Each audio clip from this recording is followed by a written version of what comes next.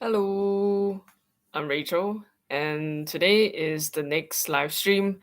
I've finally made the first one public, although I'm not quite sure how um how it will be seen. So this is my second live stream, and I hope that this is gonna be a bit better than the last one.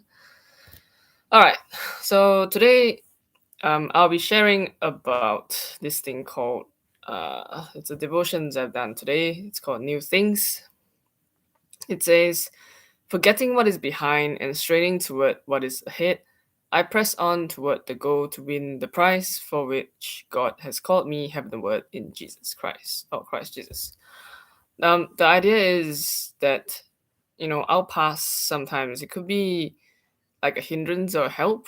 And for some people, the past might mean like sort of headaches, heartaches, a lot of pain, and that was a little bit of the case for me.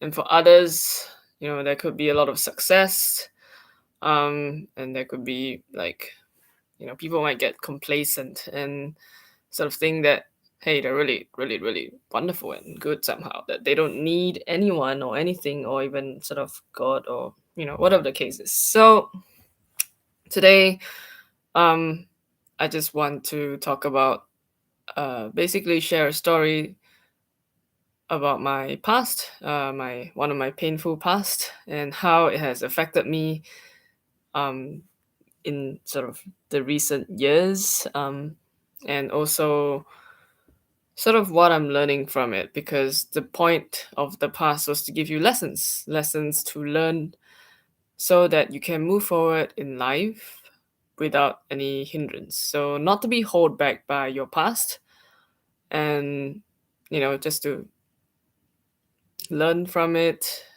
and rectify your future so that you can always have a bigger, brighter future.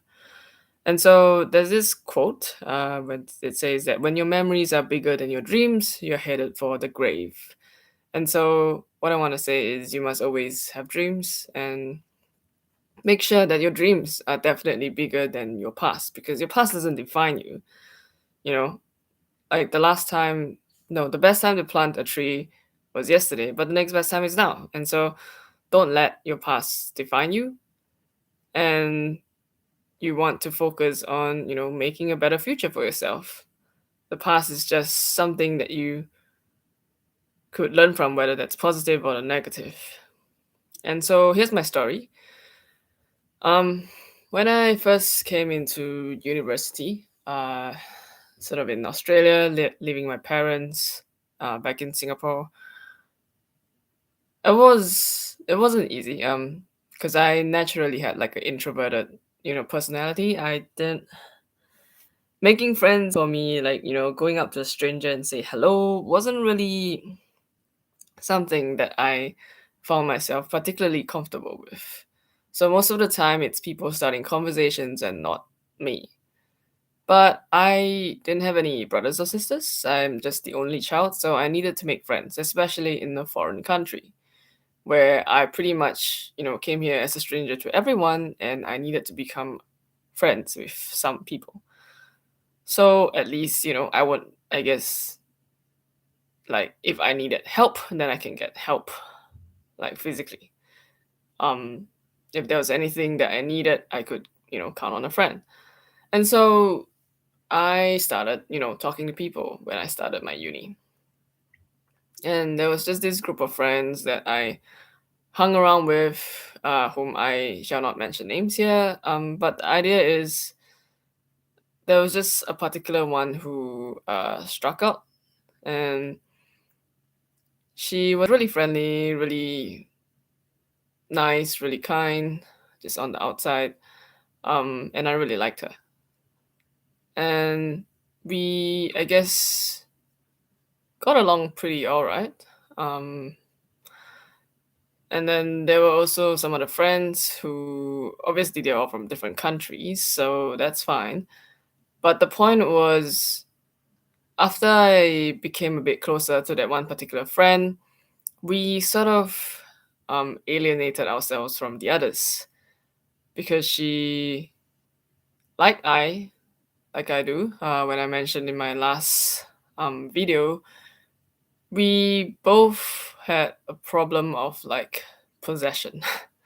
Maybe it's a single child thing. I have no idea. But basically, I think she had a much bigger problem than me. Because she just, you know, really, really possessive and wanted me to be like, her. I wanted me to treat her like she was she was my world, if you want to put it that way. Um, and so the relationship was great to start out with because I obviously I did enjoy the attention because it was obviously also one and only. Like so she she gave me a lot of attention. Uh she treated me really well, just like a best friend. And I treated her really well. And I thought like, okay, that's great. I've got like one best friend. Am I good? Maybe. But really, I don't know.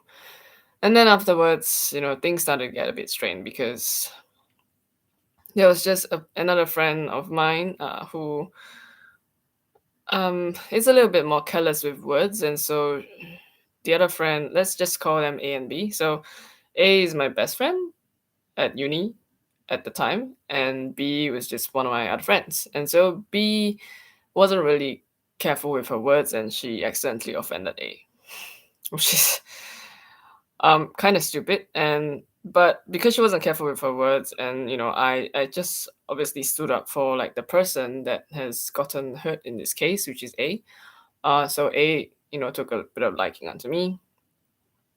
Going from there though, so A just said that, hey, because I'm treating B as an enemy now, you gotta treat B as an enemy now.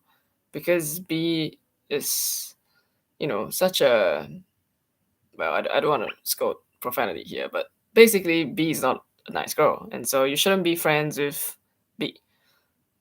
And then that's pretty much how we alienated from the whole crowd. Obviously, B has her own friends now, but I'm just saying that, with this possession thing, it can become quite hurting.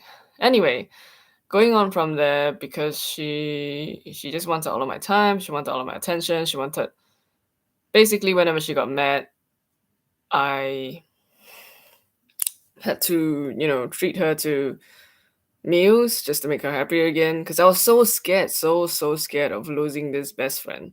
Because I only had one. I really alienated myself from everyone. And because I only had one, I was definitely scared of losing that one.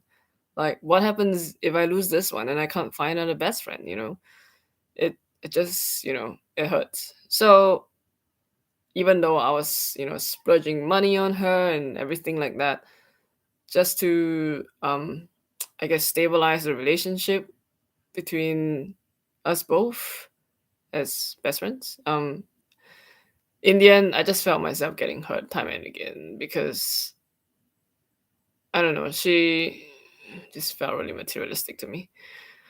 Either way, that's not the point. The point is that kind of friendship dynamic has really hurt me. I was afterwards really, really afraid of being vulnerable. Although I crave so much for like, a genuine good friend that can be by my side when I'm in a foreign country where I don't have my, regular gang of friends in Singapore, or uh, where I don't have my family around. It just made me feel like I can't be vulnerable anymore.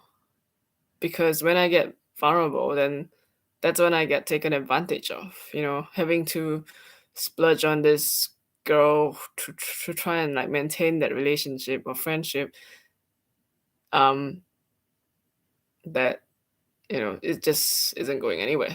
And so afterwards, um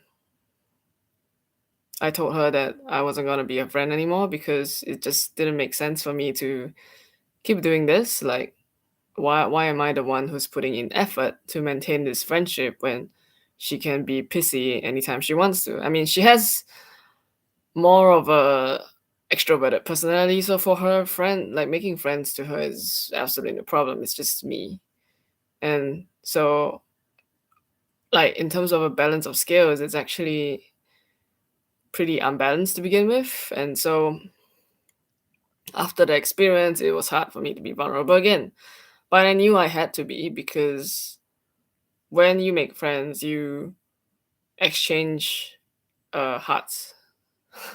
I don't know how to put it in like the right terms, but basically you're being genuine, you're being vulnerable, you are, exchanging your sincerity, if you want to put it that way. Yeah. So sorry, this is just the heater beside me. It's pretty cold in Hobart now. And so anyway, moving forward, I had a bit of problems with my friendships, because I was unwilling to be vulnerable until I told myself, that's it. I know not everyone's not gonna everyone's not gonna be like her. It was just one bad experience. I cannot let this ruin my life. And so I started going back to being vulnerable again, and accepting people into my life. I learned, how to communicate again, because obviously, with that kind of person, you don't really communicate. You just, I don't know, like bribe her or something. Anyway, so I learned how to communicate again, because I needed to, make good and genuine friends. And this is why, like, that has been a huge lesson for me. Perhaps you've met someone like that before, and that's a really horrible memory, but I don't want to live in the past anymore. I don't want to hold on to that bitterness that's going to hinder me from the next friendship, which could be wonderful. It could be rainbows and sunshine. There could be really just that one, two, or couple of friends who's just really going to be there for me. And if I don't, let myself be vulnerable, I'm not going to be able to welcome them into my life. And so it's important that I learn from the experience, which I did. And now I have, two really good housemates and friends. And so what I want to say here is, don't let your past ever stop you, or define you, or, hinder you from a greater, bigger, brighter future. Doesn't really matter where you are right now, whether you're, stuck somewhere that you hate in terms of your job, or where you live, or whatever. I used to live in like a 20 room, big kind of granny flat, I guess. Anyway, that was horrible, but I've moved out now because I need to up level my living environment. But I'm just saying that nothing's ever permanent. Like, not in the sense that, bad things will never be permanent, and you can always take control and change what you don't like about everything that's in your life, whether that's your job, the food that you're eating, your current look, your style, um, anything really. And with that, I leave you with this, which is to look forward to a brighter future and keep working hard towards it. That's all. All right. See you.